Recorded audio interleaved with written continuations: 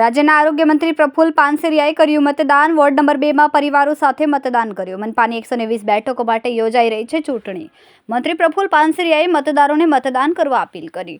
ભાજપ કોંગ્રેસ આપ વચ્ચે ટક્કર।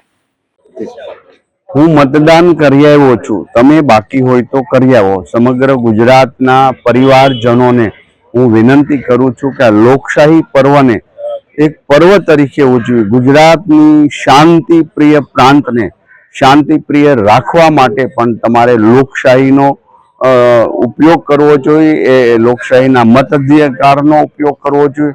અને આજે સૌ વેસ્ટ બંગાળ અને તમિલનાડુમાં જે મતદાન થયું છે એનાથી પણ પ્રચંડ મતદાન ગુજરાતની અંદર થાય, ગામડાની અંદર થાય, શહેરની અંદર થાય એવી હું વિનંતી કરું છું। કેમેરામેન હર્ષદ પાટીલ સાથે સુનિલ પાટીલ, સમય મીડિયા ન્યૂઝ, સુરત।